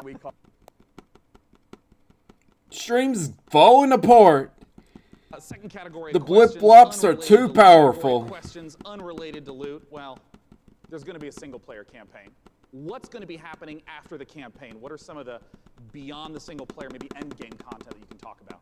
All right, in-game content. Okay, well, it's E3, so I'll give a little bit. So we have this thing what we call the Guardian system. So for those people who played Borderlands before, you might remember Badass Ranks. Badass Ranks, you can get, is basically kind of an infinite progression system that added to your stats. Yeah. We doubled down on that. We have what we call Guardian Rank. And Guardian Rank not only has that infinite progression, but it has skills and different skins that you can open up as you go through. And the cool thing about that is like every character that you play on that account gets the benefits of Guardian Rank. Oh, interesting. Yeah, that's a good question. Asking if there's a dog in it. Hit some rapid-fire questions. How do the boss fights in Borderlands 3 compare to Borderlands 1 and 2? I know those were big aspects. What How do you build upon that? Right, so I think of a boss fight, you know, like I'm an old school Nintendo fan, right? So I love huge boss fights that have like three phases and stuff like that. So now those people, you know, smart people in the audience know that we've talked about going to vaults instead of vault, right? And so there are different like huge boss encounters there that are just, you know, multi-phase boss encounters. We have like a lot of different mini bosses throughout the game, so a lot of different boss encounters throughout the game. Well, now I want to ask some really quick questions that should be yes or no, very brief. First from Castray, how will you be handling multiplayer? Multiplayer, we will basically be allowing anybody to jump in at any time, so. Awesome. From MHL Animations, can I pet the gun? Great question. I'm not here Okay, to tell that's you what you do close with your gun, enough. so, you know, Petting the gun. That's a personal question. All right, great. Sam Wiseman asks, is Maya's new companion a siren? People are asking the right questions. That's what I will say about that. Oh, you tease. Sorry. All right, from Ironic Sanguine says, is Tiny Tina going to be seen fighting alongside the Vault Hunters? Yes. Nice. All right, I'm just going to blast through a couple more as fast as I possibly can. What's the level cap at launch? 50. Will we get to see Flak? Yes. Will we see golden keys and or shift codes for Borderlands 3? Absolutely. Will there be duels? Yes. Other kinds of PvP? Yes and no. And also maybe. And perfect. Maybe, yeah. And will you be able to transfer weapons between your characters? Absolutely, right from the start. Perfect. And when is the damn game coming out? Friday the 13th, 2019, September 13th. Perfect. Borderlands.com for more information. Thanks so much for joining me on stage. Sean, thank you. And once again, if you have not seen all the setups in downtown for Borderlands 3, they're beautiful. Our next game, we're going to be revisiting a guest that we saw earlier in the show. He's upstairs with Frankie. What you got for us? Yu Suzuki again. Come on. Oh, hi, we're live. Sorry. Hello, I was just, I was actually testing Wait out a my minute. outfit for this weekend. I don't know, what do you think, John? I think you look really sharp, as always. Very sharp. Well, thank you so much. John Gibson, president of Tripwire, thank you for joining us again on the show. Yeah, very excited to be busy here. man, yes. Yes. Now, last year, we revealed Man-Eater to the world. And can you remind anyone who missed it what the game's all about? Absolutely. Man-Eater is an open-world action RPG, or Shark PG as we call it. You start as a small baby shark pup, and you have to survive in this harsh world and try to eat your way to the top of the ecosystem. The three words. Yeah, that they we showed summed this up the last best are year, eat, I'm pretty explore, and sure. evolve. And we also have someone we'd like you to meet. Well, let's meet him then. Let's take a look at the new trailer. They're gonna put Jaws in the game, aren't they?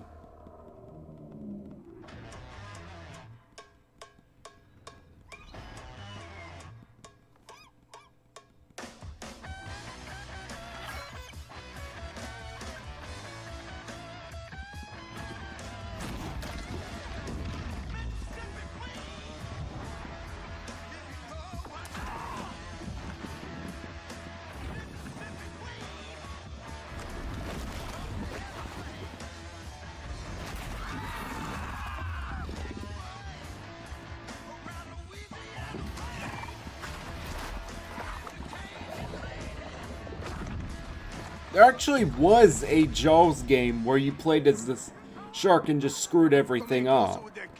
Jaws Unleashed. So, it makes sense if they brought Jaws into the game.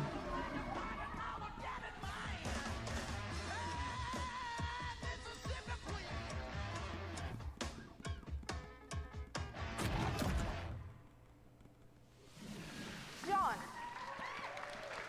who was that appallingly dressed fisherman in the trailer? Because quite frankly, not even I would eat him. That was Scaly Pete, and Scaly Pete's the villain in this tale. Pete is a best fisherman in the Gulf, the best shark fisherman, or he'll tell you he's the best shark fisherman, and he disfigures our baby shark at the beginning of the game and does some really nasty things. So Oh, it's a shark revenge story. The story of Man-Eater is told through the lens That's good. of a reality show called Shark Hunters versus Man-Eaters, and it follows Pete and the player shark on its adventures. And you know, it's a really, you know, it's a very exciting way to tell a story. And based on that trailer, to be honest, John, it looks like your main goal of the shark is to just bite everything. Yeah, there is an awful lot of man-eating going on in this game. That is the name of the game. And but we like to think of the game as a shark-tastic fun action game. It's like GTA if you were a shark. But there's there is more to the game than just eating. So we spent a lot of time moving through the water, breaching out, and adding abilities to go up on the beach for an afternoon snack. There's a lot of exciting things that you can do in the game. And you mentioned before it's a Shark PG. How does that progression system work? So there's 3 facets to the Shark PG elements of the game. There's growth, there's life phases, and there's evolutions. So growth comes about through eating things, nutrients, people, whatever you can find. And that's kind of like your XP in the game. That allows you to level up, your shark will grow a little bit, you'll get more powerful. And then at key phases that we call life phases, you'll make a big jump. So let's say you're a brooding teenage shark and you're about to become an adult. When you become an adult, you take a big leap in size, a big leap in power and capability. Shark and then, upgrade as you trees. reach these life phases, you unlock evolutions that can be applied to parts of the shark's body. For example, you could get metallic teeth that allow you to shred boats, or a powerful tail that allows you to jump to incredible heights, or you could get mutated lungs that allow you to spend a little more time on the beach getting those afternoon snacks. Just really quickly, John, everyone's wanting to know this question. When's it coming out? So we're really hard hammerheading away at this game and trying to make it the most awesome shark RPG ever. We're not ready to announce a date, but we're pretty certain you're going to see it before the next PC gaming show. Well, I hope we do, John. Otherwise, I'm going to have to start biting people. In fact, I'm quite hungry at the moment, so I think actually I'm going to find an audience member because you guys look tasty. So I'll see you in a bit. I'm just going to have a snack. Thank you, John. Thank you.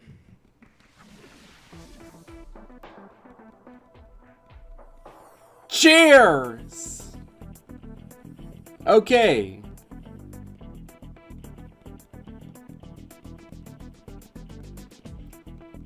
Sponsored by Chairs. And Blip Blop.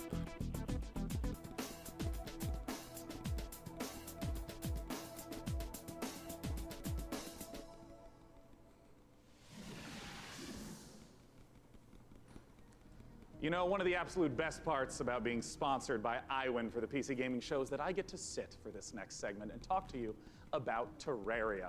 Terraria is one of the best-selling PC games of all time, selling almost 30 million copies. And part of the reason why it's maintained such popularity is the fact that the developers relaunched discounts on Chairs, content, going from 250 items at release to now over 4,000. Let's take a look at their penultimate expansion coming up, Terraria Journey's End.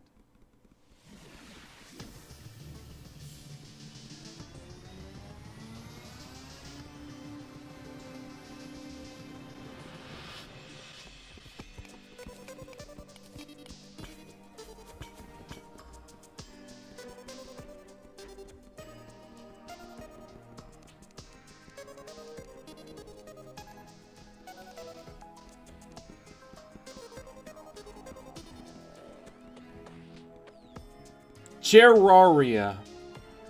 That should be the name of the game.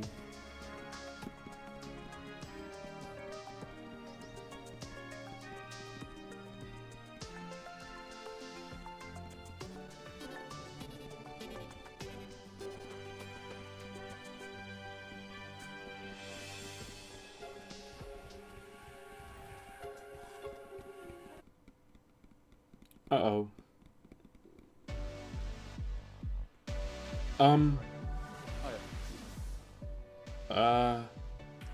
Did the trailer Next title that break? we're going to be looking at is a game that is the spiritual successor to her story. It's called Telling Lies by Annapurna Interactive, and joining me to talk about it is game director Sam Barlow and actor-producer Logan Marshall Green. Welcome, gentlemen. Thank you. Nice to be here. Yeah. My main man. Now, if you haven't played Her Story, you totally should. It's fantastic. I want to note, it is a game where you watch live interactive video in order to uncover what happened with a murder. What is it that's going on in Telling Lies? What's the premise? So, like Her Story, Telling Lies is a game in which you watch video footage to piece together a story. And this time we have a woman who has stolen an NSA hard drive, which contains secretly recorded, intimate and private conversations between our 4 characters. something has gone terribly wrong, and it's up to you to figure out what and why. It's time to take a look at some of the gameplay mechanics and see Telling Lies in action. Let's take a look.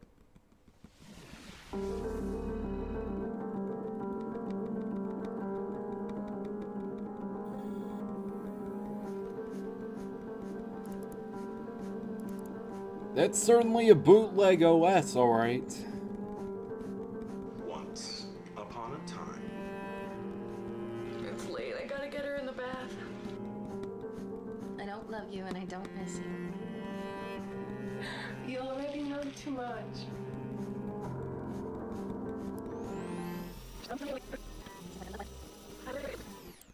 It's late. I gotta get her in the bath. Alright, love you. Love you.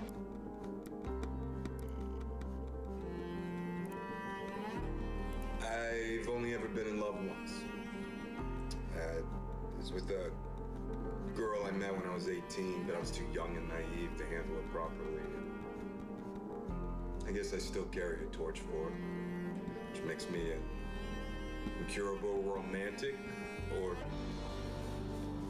underdeveloped emotionally.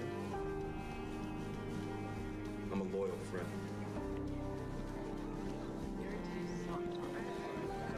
A man died in my place at work today. We haven't done anything yet. Oh, Sam, I got some questions for you about what we've just seen. Talk to me about the mechanics. I saw, subtitles up, highlighting, and it was loading more video footage. What's going on? So what we do in Telling Lies is we take all of the exploration you would have in a normal video game. So all that walking around in a 3D world. Yeah. And we apply that directly to the story, to the footage itself. So you're going to be scrubbing around in these clips, paying close attention, and you're going to be picking up on the subtext, listening to names, people, places. And with that information, you're going to use that to find more clips, dig into those, and over time kind of build up this picture of the story. And it's truly like an open world video game. Well, a lot of times with open world video games, they talk about, the square kilometerage or miles in America. What's the sort of scope that we're talking about? Like, how many hours of footage is there? So we got like over 10 hours of footage here. Wow, So really? It's a story that encompasses like 2 years. What I wanted to do with this one was, like I say, really embrace this idea of it being an open world game. You're free to explore and follow your curiosity. Just lose yourself in this story. That's an odd way to describe it, but okay. Colorful story that we're trying to tell. Well, I'm curious, Logan, as a performer in this kind of game, what is it like to actually try to have all the layers in there for each performance, also not knowing when a player is going to be seeing the specific footage you're performing? Well, it's definitely a non-linear open world game, but our approach and Sam's approach was not unlike a movie or a TV show, and we had to understand it A to B. And so for the most part, that's how we shot it. Obviously, when you're shooting a movie or a TV show, and in this case, a game, you're going to be shooting out of order, but we actually stayed pretty linear in how we approached the story.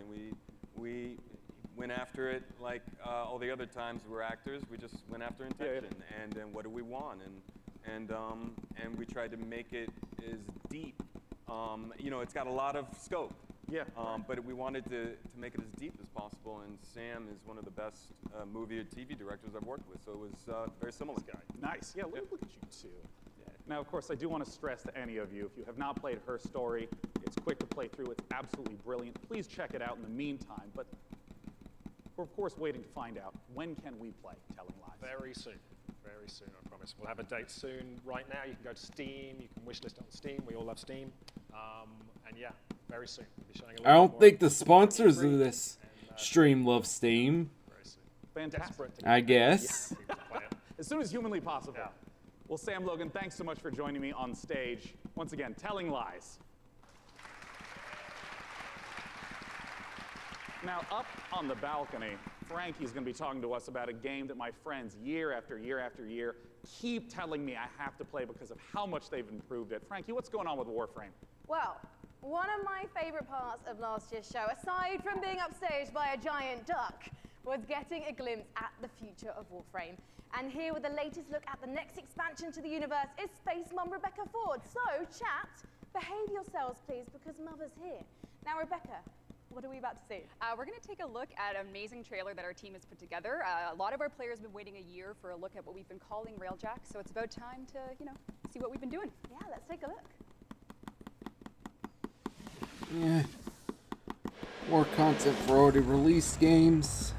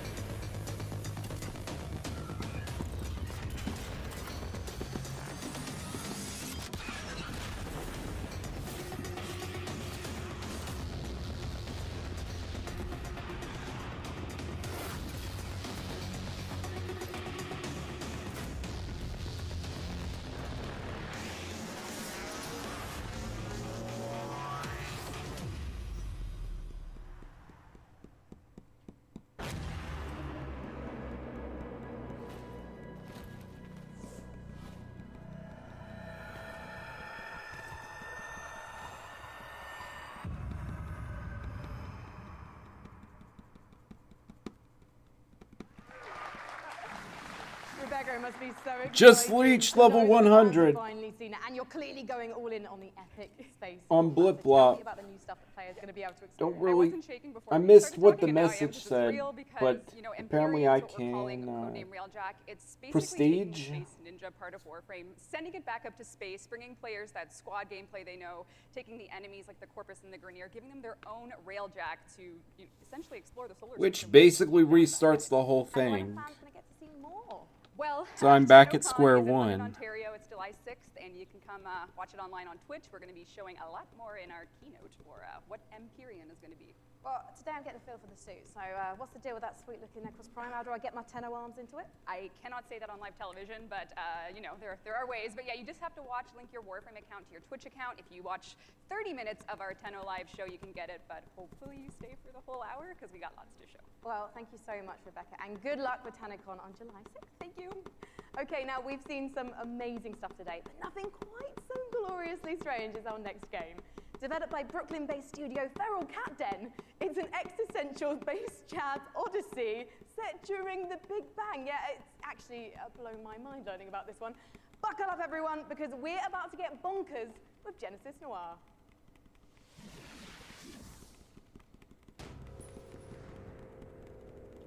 Ooh, that looks really nice aesthetically.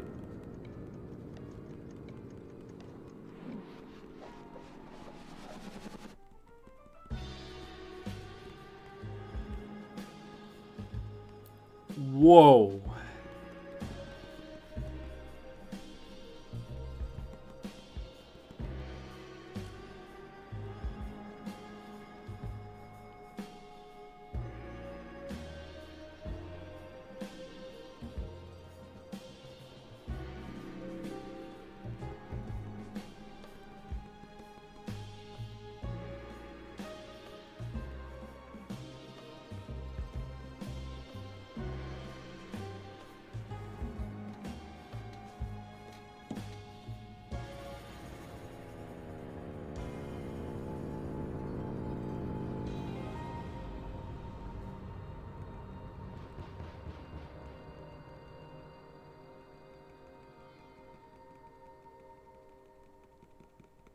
Amazing. Genesis Noir, just beautiful, stylish art. The next game we're going to take a look at is the twist on the stealth genre. It's called El Hijo, where you play as a 6-year-old trying to escape a monastery and find your mother using toys and tricks to avoid monks. Let's take a look at this gorgeous spaghetti western-inspired project from Studio Handy Games.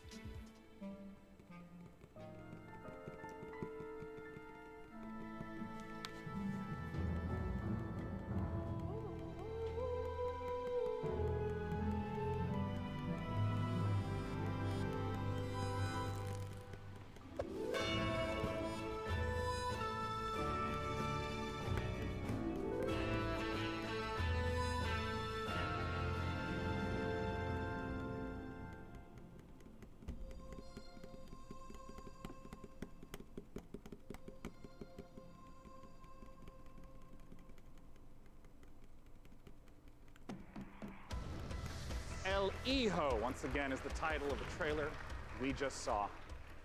For our final guest tonight, please join me in welcoming from Larian Studios CEO Sven Vinke, and from Dungeons & Dragons at Wizards of the Coast, the creative director of Dungeons & Dragons, Mike Merles, to talk about Baldur's Gate 3. Yeah! Now, this was only just They haven't recently even announced. shown How did this gameplay of partnership Baldur's come Gate about? 3 yet. We I went guess this to might be the see point Wizards of the Coast where at they the end do. of, Divinity Original Sin 1. Yeah. That was back in 2014. And I tried to convince them back then that they should give us the Baldur's Gate 3 licenses. And but we had a long chat about what the vision would be for the game. And then we kept on bumping into each other. And then suddenly in 2016, I get a phone call from Nathan Stewart, who's the big boss of Mike and the head of Dungeons & Dragons. He said, you need to come to Seattle right away. We're going to have dinner in a very shady restaurant. And he had this big stack of paper with him. And on it was Baldur's Gate 3. And in it was pretty much everything that we talked about. And he says, I'm going to present this to my board. Do you still want to do it? I said, yeah, of course I still want to do it. And then a couple of weeks later, we started negotiating. And here we are. I mean, what does the Baldur's Gate franchise mean to you, Mike? Oh, to me, it's the crown jewel of D&D computer games, right? I mean, for me personally, Baldur's Gate, the original one, was finally I had the chance to actually play a D&D campaign rather than having to run them for all my friends. So it means so much to us. Baldur's Gate, it's such fantastic storytelling, and it's so exciting to see it come to not only a new generation of gamers, but for the gamers who remember the 20 years it's been since the original, the first two in the series. So it's incredibly exciting. And for us, it really is. It's such an important The social media stuff's just Warframe, but Talk to me about some of not the really story interested elements, in it. world elements. What are things we're going to see in Baldur's Gate 3? Well, we're only talking about what's in the trailer right now, but obviously you're going to go to the city, because we start with the city. You start outside of the city, actually. There's going to be mind flayers. They're very nasty. You are seeing in the trailer the process of ceremorphosis, as we would call it. It's accelerated, so that's not normal. Yeah.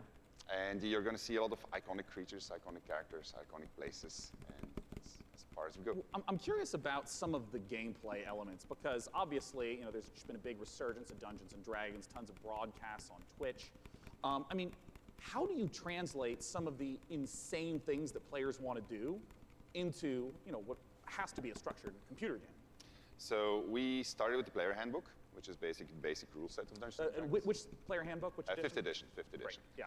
And so we ported as much as we could to the video game. We looked at what worked really well. We looked at the things that Baldur's Gate, yes! For tabletop gaming. And so we started modifying those things. And then we had to add things on top of it, because if you play tabletop, you have a game master, and you say, well, I want to do this. Yeah. And then the I game want to master start a fight with a pigeon. And he's like, okay, roll for dexterity. Exactly, that's it. So we had to add systems to make that possible within the game. But we've gone very, very far. Yeah, I mean, can you give an example of like a crazy moment that a player might do that you could actually play out in the game? Well, I could, let's say that we get into a fight because you ask a nasty question, I don't want to answer it. And I take the chair over there, I put it on fire, smash it on your head. Well, just as an example. It's just an example, this is fine, we're just talking, These are things that we have to put systems into the game for to do it, which are not necessarily going to be described inside of the book. Interesting. And I mean, like, Mike, in terms of your role, speaking to Larian Studios, you have tons of data of all the sorts of things that players do. What's the sort of information that you provide in assistance? Well, really what it comes down to is providing the story support. We think of Dungeons & Dragons, the universe of D&D.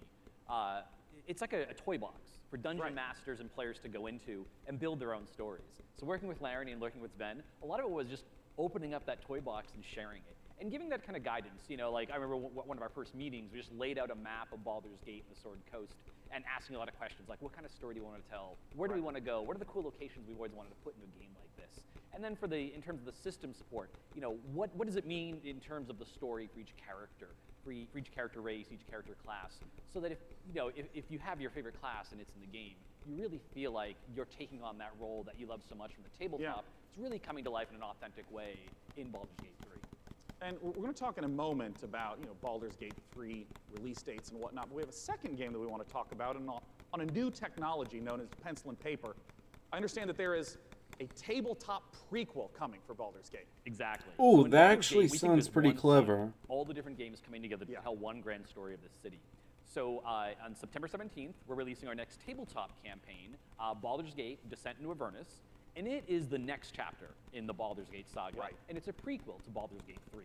So if you haven't played a Baldur's Gate game since Baldur's Gate 1 or 2, this is your chance to check out on the history. It's been about 100 years since the events of Baldur's Gate 2. Yeah. So this will give you a chance to check in on the city, to see what's going on, its current state, who the movers and shakers are. We also feature a complete levels 1 to 13 campaign that takes you from the mean streets of Baldur's Gate to the depths of hell itself, and sort of pose to the players a question: Do you want to redeem Baldur's Gate or send it to damnation? So we're putting that right in players' hands to make that choice. Well, I have to ask Sven, it's a question on a lot of people's minds. What can you talk to us about expected release time frames? So people have been waiting for it for a long time. Yeah. They're going to have to wait a little bit more when it's ready. This is the game that we want to play, so we want to make sure it's really, really good. And then when that's the case, then we'll release it.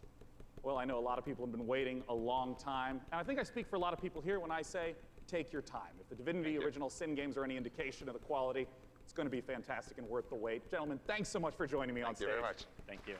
Ben and Mike talking about Baldur's Gate 3. Goodbye. Goodbye, guys.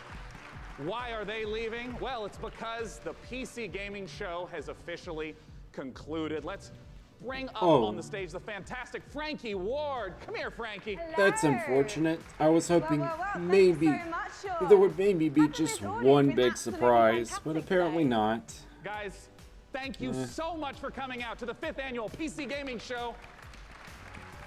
We want to give an enormous thanks to all of you who tuned in live. We want to, of course, thank all of you who personally showed up this morning, and of course the sponsors who helped make this possible: Epic Game Store, iWin, Frontier, Funcom, Paradox Interactive, Hovercast, Perfect World, Rebellion, Tripwire, and Samsung. As you know, PC gaming is a platform. It's not a publisher or developer, so these sponsors are essential for letting us put on this show every year. Thank you so much.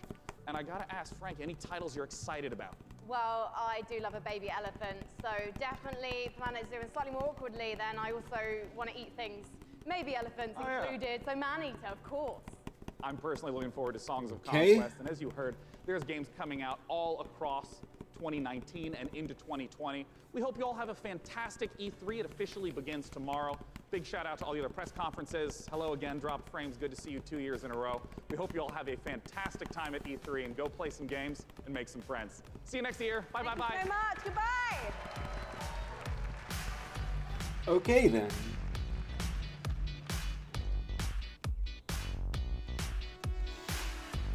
Fade out.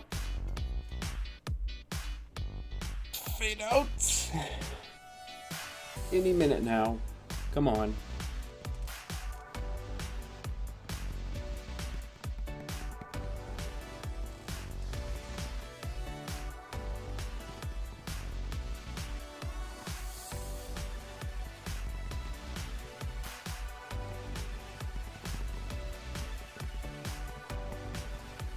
Wait a little bit longer.